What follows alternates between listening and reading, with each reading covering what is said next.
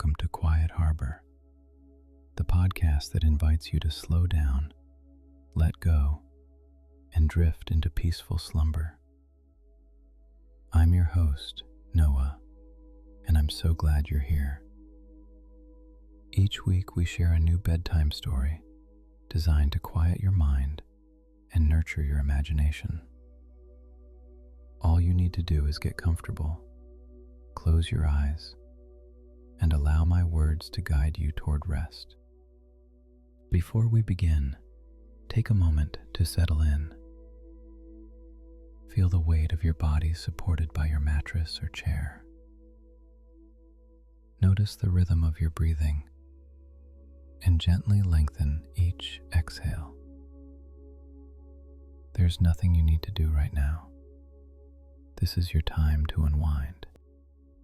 In tonight's episode, we'll explore Sara's gentle journey into the Arctic North, a voyage across snowy plains, reindeer bells, glowing fires inside a Sami tent, and the soft dance of the northern lights.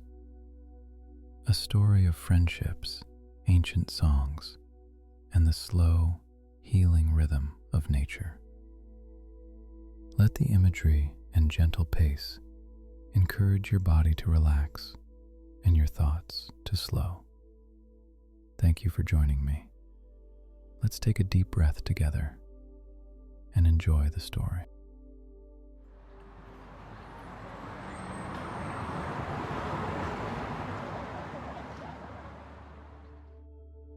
Once upon a calm winter evening, long after the sun had slipped below the horizon, a young woman named Sara stood on the balcony of her apartment. She lived in a bustling city where the days were filled with noise and the nights were bright with artificial light. Sara loved stories, especially the ones her grandmother used to tell at bedtime. Those stories were slow and gentle, with predictable rhythms and peaceful endings.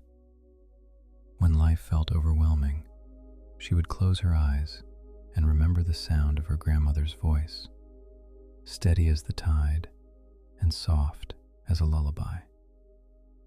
One evening, as she watched a flock of birds trace patterns against the twilight sky, she felt a pull toward a different kind of quiet, the kind of calm that comes from being close to nature. Sara had read about a place far to the north, beyond the fjords and mountains, where the air was so clear that you could see the Milky Way spill across the sky. The region was called Sapmi, the traditional homeland of the Sami people, who have lived in the far north of Norway for thousands of years. She learned that the Sami are indigenous to this region and that their culture has deep connections to the land and its seasons. There are several Sami languages, part of the Uralic language family, and they sound very different from Norwegian.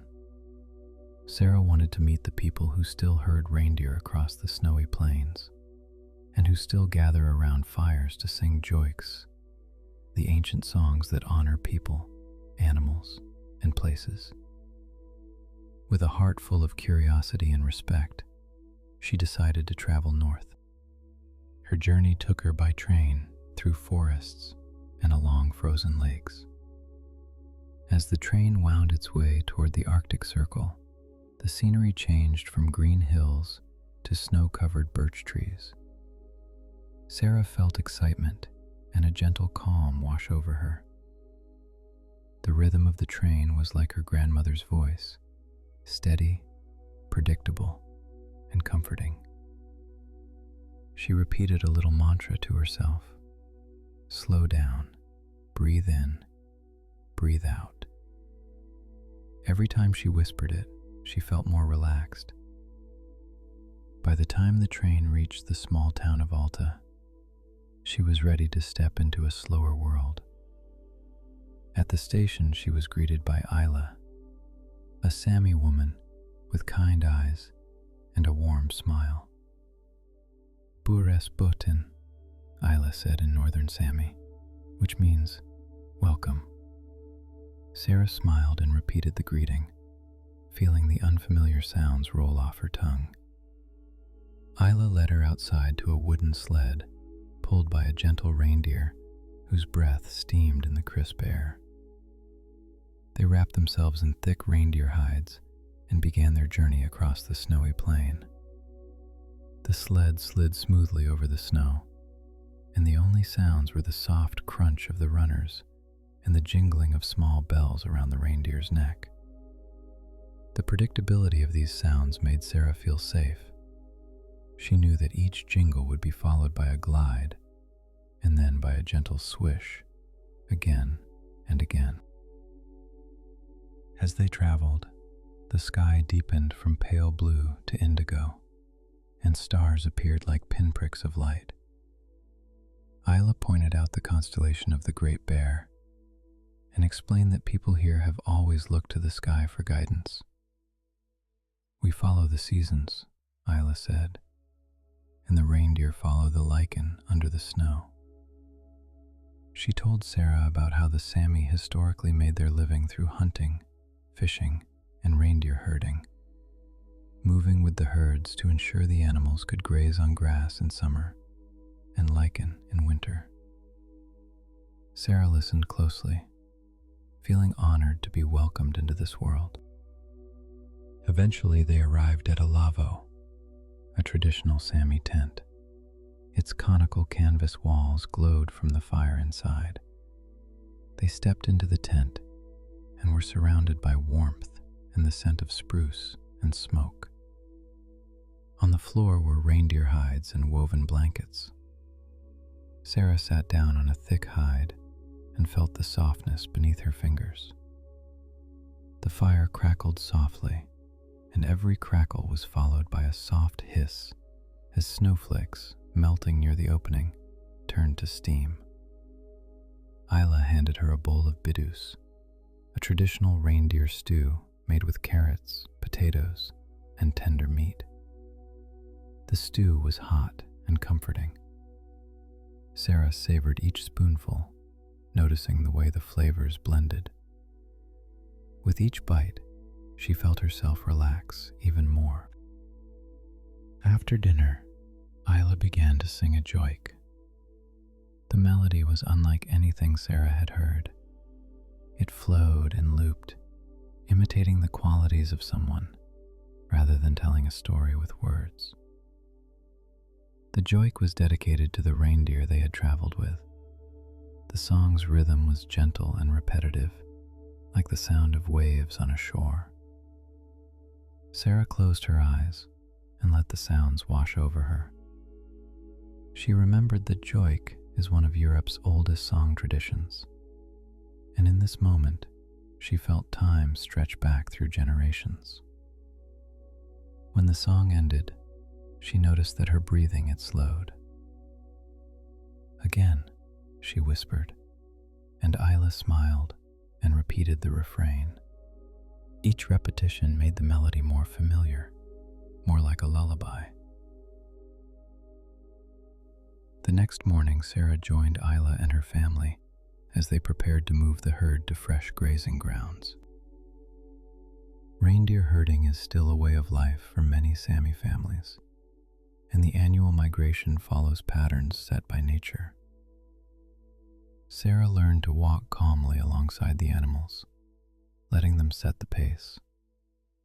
The snow was crisp under her boots, and with each step, she felt the earth's gentle support beneath the snow. The reindeer moved together like a river, their hooves leaving delicate prints. The bells around their necks chimed softly, creating a soothing rhythm that repeated and repeated, like a heartbeat. As they walked, Aila taught Sara a few phrases in northern Sami. "Mungitadu," Sara repeated, meaning, "thank you."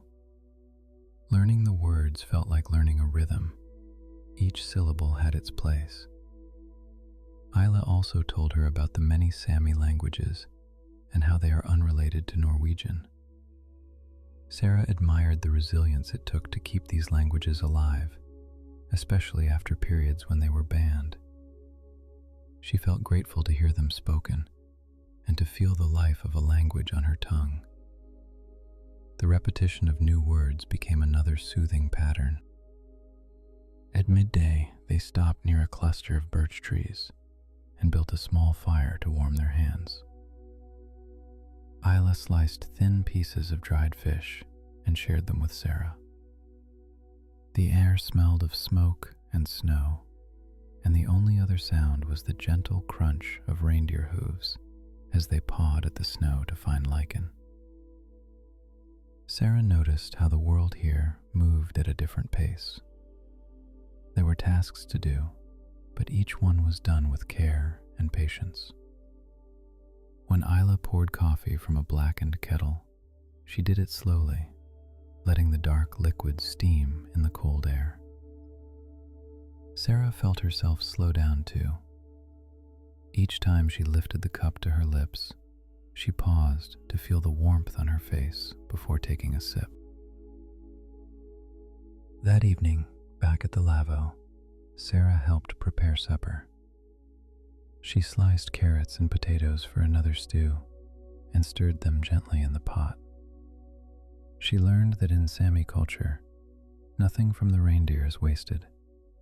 The meat is cooked, the hides become clothing or bedding, and the horns are carved into tools and art. Sara thought about how respectful this was, how it honored the animal and the land.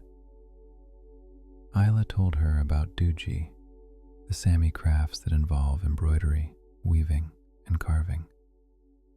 She showed Sara a small bracelet woven from colorful threads and tin wire.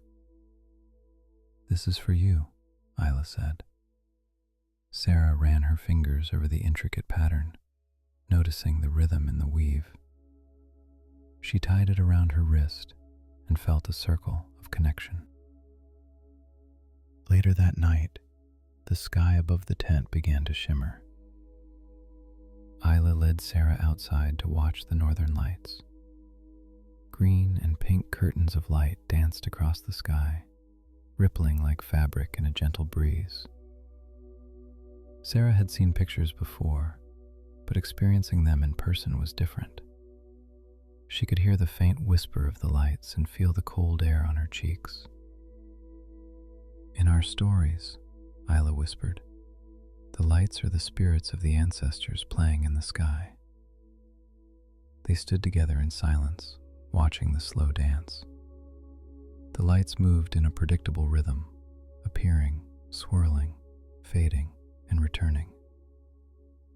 Sara found herself matching her breathing to the flow of the lights, inhaling as they brightened, exhaling as they faded. As the days passed, Sara settled into the routine of life in the north. Each morning she woke to the sound of bells and the soft murmur of voices. She would step outside to see the sky painted with pastel colors before sunrise. She would breathe in the crisp air and feel a wave of calm. Even simple tasks like carrying water or feeding the reindeer became meditative when done at a slow pace. She began to look forward to the repetition, the familiar sequence of waking, working, eating, and resting. The predictability made her feel secure and connected, not bored. Each day ended with a story or a song, and the stories always had peaceful resolutions. No one hurried to the end. The journey was as important as the conclusion. One afternoon, a gentle snowfall began. The flakes were large and soft, and the world grew quieter as they fell. Aila suggested they walk to a nearby ridge to gather moss for the reindeer. As they walked, Sara noticed how the snow absorbed sound. The only noise was the faint rustle of their clothing and the soft thud of snowflakes landing. She felt like she was inside a snow globe. After they had filled their baskets with moss, they turned to go back. On the way, they noticed that one of the younger reindeer had wandered a short distance away. The calf was standing by a cluster of trees, looking back and forth as if unsure which way to go. Sara felt a moment of concern, but Aila's calm voice reassured her. "We will bring her back. There is no rush." Together they approached the calf slowly, speaking softly. Sara reached out her hand and let the calf sniff her glove. The reindeer's breath was warm and steady. "There you are," Sara whispered, repeating the phrase she had learned earlier. "Moon get doo-doo, little one." The calf blinked and then stepped toward them. There was no chase, no panic. They simply turned and walked back toward the herd, the calf following at their heels. The tiny challenge had been resolved through patience and gentle guidance. Sara realized that even when problems arose here, they were met with calmness and care. She felt her own worries melt like snow on her sleeve. That evening, they celebrated with a small feast. Neighbors arrived on snowmobiles, bringing homemade bread and berries preserved from summer. Inside the lavvo, the air was filled with laughter and the soft hum of conversation. Someone began another yoik, this one dedicated to the land itself. The melody rose and fell like the hills outside, and people joined in softly. Sara listened, feeling the vibrations of the voices and the drum. She noticed that each song, like each story, followed a gentle arc. A beginning where voices joined, a middle where they lingered on a note, and an end where the sound faded into the crackling fire. The predictability was soothing. It reminded her that all things have their time. When it came time for Sara to leave, she felt both grateful and wistful. She packed her small bag with the bracelet Aila had given her, a small pouch of dried reindeer meat, and a notebook full of new words and names. She hugged her new friends and thanked them in their language. "Gitu," she said again and again, appreciating the way the word carried gratitude. Aila placed her hands on Sara's shoulders and looked into her eyes. "Remember our stories," she said, "and tell your own. When you feel hurried, breathe with the bells. When you feel lost, think of the northern lights." Sara nodded, feeling the wisdom settle into her heart.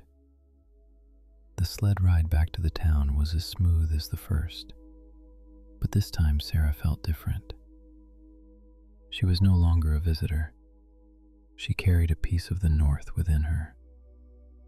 She watched the landscape pass by, the birch trees, the open plains, the tracks of reindeer leading off into the distance. She repeated her mantra and listened to the bells. Each sound was a reminder of patience and presence. The journey to the train station felt like part of the same story. The train itself became another gentle rhythm, carrying her south while her mind stayed connected to the north. Back in her apartment, far from the snow and the quiet, Sara kept the routines she had learned. She would dim the lights and wrap herself in a warm blanket.